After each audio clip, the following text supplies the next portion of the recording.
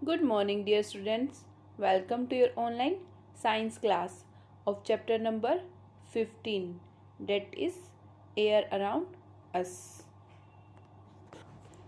So, students, open page number 151 of your NCERT book.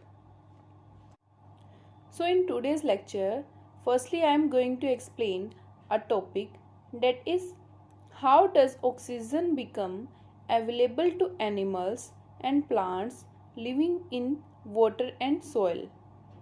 Let us understand this concept in a better way by doing activity number 5. Firstly, you need to take some water in a glass or beaker.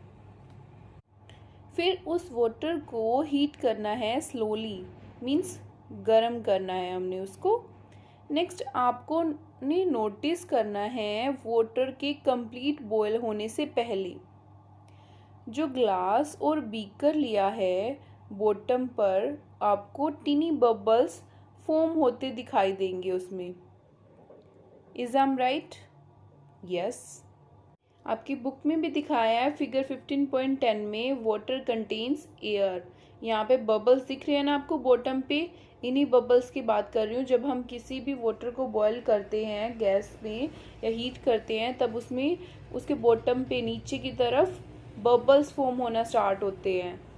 तो ये bubbles क्या हैं, कहाँ से आए और क्यों form हुए? आंसर इज ये बबल्स फॉर्म हुए due to air dissolved in water. Means जो एयर वाटर में डिजोल्व थी उसकी वजह से ही तो ये बबल फॉर्म हुए हैं.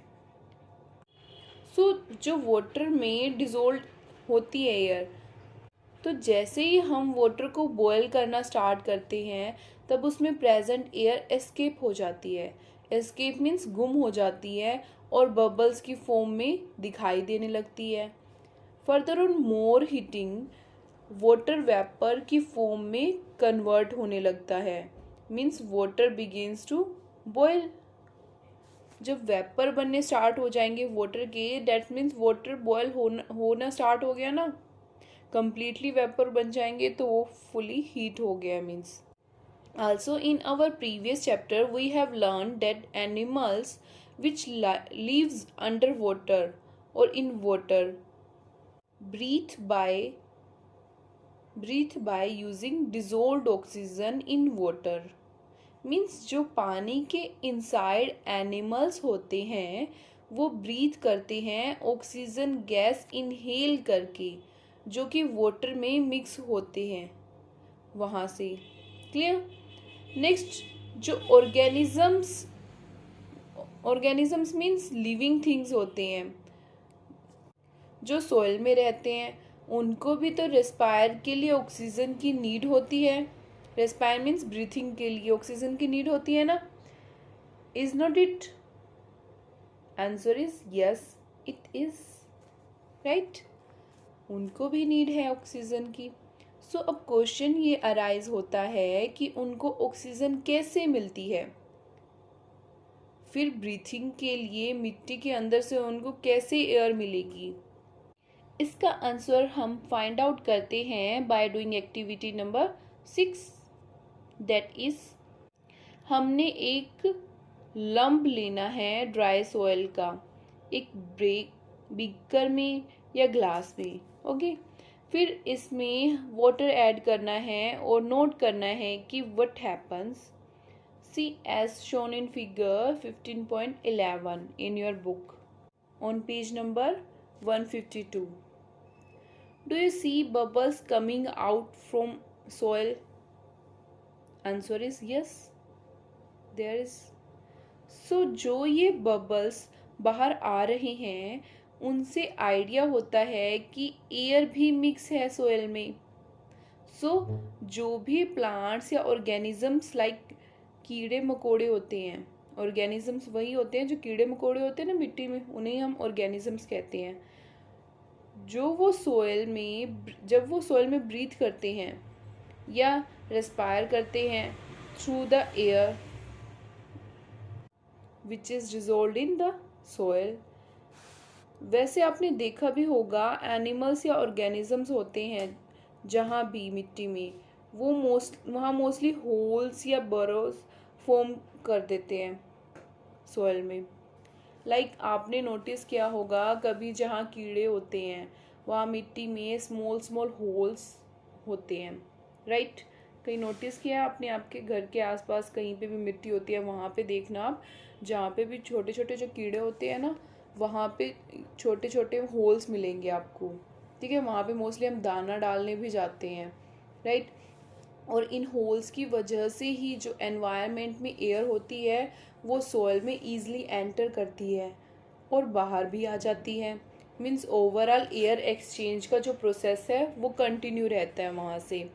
एक इंटरेस्टिंग चीज़ भी आपने नोटिस की होगी कि आफ्टर रेनफॉल जब कीड़े मकोड़े मिट्टी से बाहर निकल जाते हैं, है ना, सारे के सारे जो कीड़े मकोड़े होते हैं वो बाहर निकल जाते हैं ना। वाई?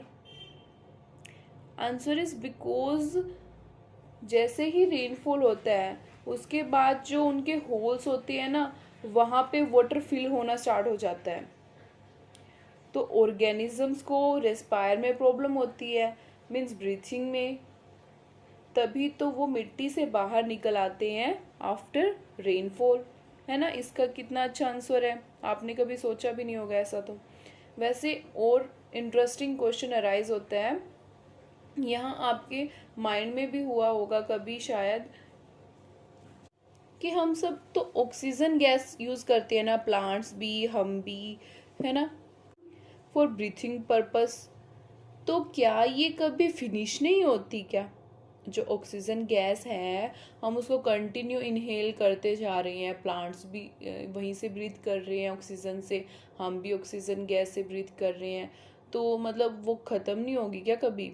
अगर नहीं तो फिर ये रीफिल कैसे होती है? मीन्स अगर ख़त्म नहीं होगी तो इसका मतलब क्या है कि वो दोबारा बन रही है कहीं ना कहीं से, तो वो कहाँ से बन रही है?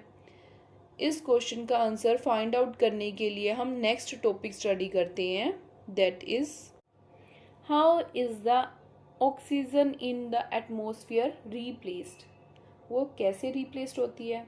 फर्स्टली तो प्लांट्स ऑक्सीजन प्रोड्यूस करते हैं जब वो अपना फूड प्रिपेयर करते हैं, मीन्स थ्रू फोटोसिंथेसिस के टाइम पे। जब भी वो फोटोसिंथेसिस करते हैं, फोटोसिंथेसिस के टाइम पे वो अपना फूड प्रिपेयर करते हैं ना, तो उसी टाइम पे क्या होता है, प्लांट्स ऑक्सीजन निकालते हैं, तो वहाँ से हम वो ऑक्सीजन ऑब्टेन कर सकते हैं इजली, तो वहाँ से मतलब प्रोडक्शन हो रहा है ना ऑक्सीजन का।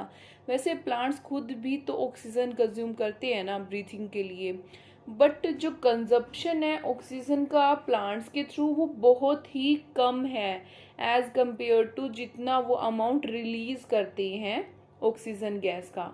मतलब जो प्लांट्स है वो हमें ऑक्सीजन गैस ज़्यादा देते हैं उनके लेने के कंपैरिजन में। जो वो ब्रीथ करते हैं ना उस टाइम वो बहुत कम ऑक्सीजन लेते हैं बट देते ज़्यादा हैं ऑक्सीजन, तो हमारे लिए तो तभी तो प्लांट्स बेनिफिट है, तभी हम कहते हैं कि हमें प्लांट्स को ग्रो करना चाहिए, राइट।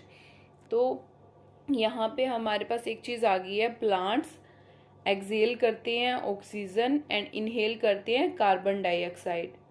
और जो एनिमल्स हैं, या हम भी एनिमल्स ही हैं एक तरीके से, बट हम सोशल एनिमल्स हैं, और तो हम क्या करते हैं, ऑक्सीजन गैस इनहेल करते हैं और कार्बन डाइऑक्साइड एक्सहेल करते हैं। तो यहाँ से ये हमारे पास एक साइकिल बन जाता है। तो मतलब प्लांट्स और एनिमल्स एक दूसरे पे डिपेंड करते हैं, तो हम इन्हें क्या कहेंगे, इंटरडिपेंडेंस है in between plants and animals के, राइट। वैसे और भी अदर यूजेस हैं एयर के, like in windmills as shown in figure 15.12। ये विंड मिल्स होते हैं। ड्यू टू विंड मिल्स, इनमें जो विंड का रोल होता है, विंड मीन्स एयर, हवा को हम क्या कहते हैं, विंड भी कह देते हैं, एयर भी कह देते हैं। तो हवा की वजह से, एयर की वजह से जो ये विंड मिल्स हैं ये रोटेट करना स्टार्ट कर जाते हैं। जो इनके पंख है ना ये क्या करते हैं, रोटेट करते हैं, और फिर इन विंड मिल की हेल्प से वाटर निकाला जाता है किसी एरिया से, या ट्यूबवेल से भी हम इजली, आपने देखा होगा को जो कुएं होते हैं ना वहाँ से पानी कैसे निकालते हैं, वहाँ से इन ट्यूबवेल की वजह से या फिर ट्यूबवेल से भी बहुत नीचे से निकाला जाता है, वो भी इन विंड मिल्स की हेल्प से निकाला जाता है, या फिर इनकी हेल्प से हम इलेक्ट्रिसिटी भी जनरेट कर सकते हैं। बट हाँ, ये डिफरेंस है कि जो इलेक्ट्रिसिटी जनरेट होगी वो बहुत कम अमाउंट में जनरेट होती है। वो किसी थोड़ी जगह जहाँ पे इतनी इलेक्ट्रिसिटी यूज़ ना हो वहाँ पे यूज़ की जा सकती है।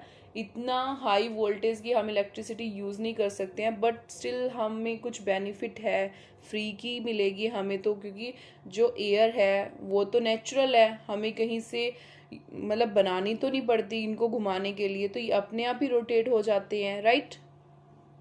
Next is birds, insects etcetera fly कर सकते हैं due to the presence of air. Air है तभी तो वो क्या कर सकते हैं, उड़ सकते हैं ना। और वाटर साइकिल में भी एयर का बहुत इम्पोर्टेंट रोल है, ये हमने प्रीवियस चैप्टर में रीड भी कर चुके हैं हम, राइट। सो स्टूडेंट्स, यहाँ पर हमारा ये चैप्टर फिनिश होता है। Hope you like today's lecture. Thank you and happy learning.